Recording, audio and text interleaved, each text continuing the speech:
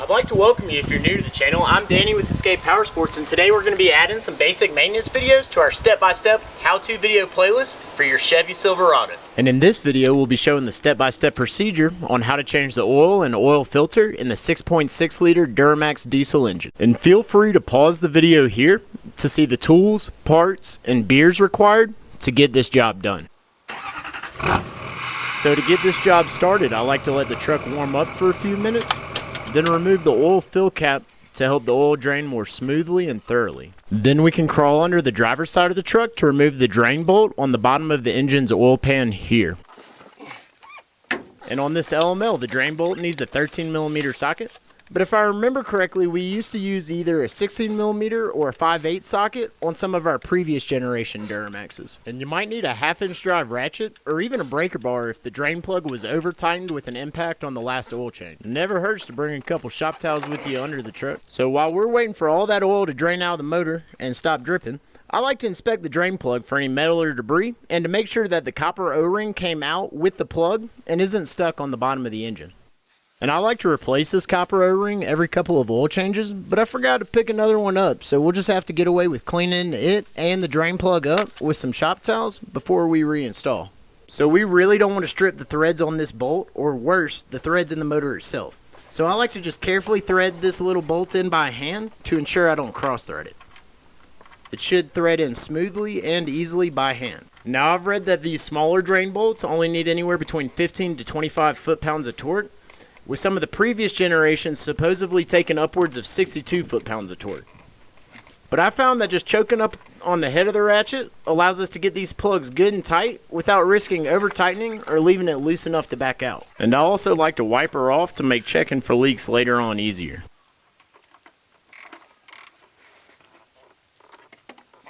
Huh, who's a good helper? Sure he is. Yes, she is. Anyway, y'all, I wanted to show you real quick. I'm not sure if the camera will focus, but the oil filter ain't this little red one back here behind the drain plug that's vertical. It's actually this horizontal filter up and to the left up here. Don't want to pull that if we're just doing an oil change. That is definitely probably a transmission filter, and our oil filter is going to be up here to the left if it'll focus. Anyway, let's go ahead and pull that now. You're going to have to move, puppy. Now in a perfect world, we could remove the oil filter with our hands. Can a jackass put this on there? But I usually ain't strong enough for all that. Alright, we're going to need a tool of some variety. So I just went and grabbed the closest oil filter wrench I could find to spin the filter off counterclockwise. Wait. Righty, tighty, lefty, loosey. Yep, counterclockwise. And we'll definitely want to make sure the rubber sealing O-ring part of the oil filter comes out with that old filter and isn't stuck to the housing under the truck, which would leave us with a leak when we installed our new one.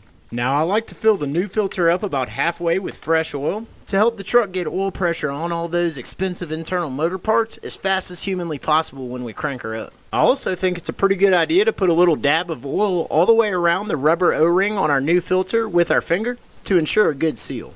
Now, due to the horizontal position of the oil filter housing, we might lose a little bit of the oil we added to the filter before we manage to screw her on clockwise. But that's alright. And at this point, as tempting as it is to grab that oil filter wrench and just bear down on her, all we'd be doing there is making our life more difficult for the next change and increasing the chance of tearing that little rubber O-ring and causing an oil leak. In my opinion. Alright, so now 3/4. And once that rubber O-ring makes contact with the housing, we only need to go another 3/4 to 1 turn or until she's good and hand tight. So my first choice on oil is definitely the Rotella T6 SAE 5W40 full synthetic diesel oil, especially for the extreme cold and heat cycles this truck sees during the winter when it's 20 or 30 below. But of course the Walmart in the nearest city was out of the Rotella T6 full synthetic, so I grabbed 3 gallons of the Rotella T4 SAE 15W40 heavy duty diesel oil to get the necessary 10 quarts of lube Bertha needs. But 2.5 jugs of this Rotella T4 is going to work just fine, and you can bet she'll clock 5,000 miles in no time, and I'll get her filled back up with the Rotella T6 full synthetic well before that first snow.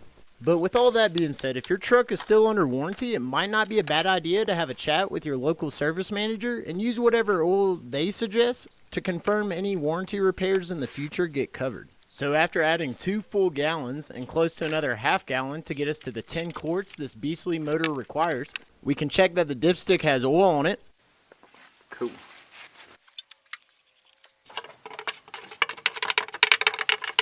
And crank her up, checking to see her build oil pressure, and then for leaks around the oil filter and drain plug.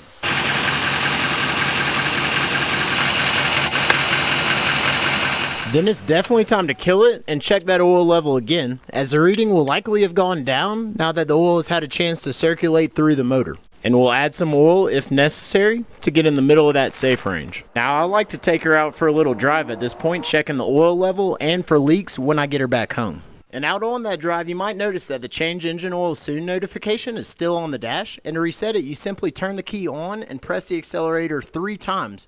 But I'll leave a link in the description to a short video that'll show you that procedure step by step. So I really hope you found this Duramax oil change video helpful. And if you did, or think it might be helpful for someone looking to change the oil on their LML, do me a quick favor and give the video a thumbs up so I'll know we're on the right track. And of course, as always, if I miss anything or you have any thoughts or suggestions on how I can improve these videos, or really any comments on this Duramax oil change in general, please leave a comment in the section below. I'd love to hear from you. And on a serious note, I'd really like to thank the 700 or so of y'all who found some of the how-to content on this channel and decided to subscribe.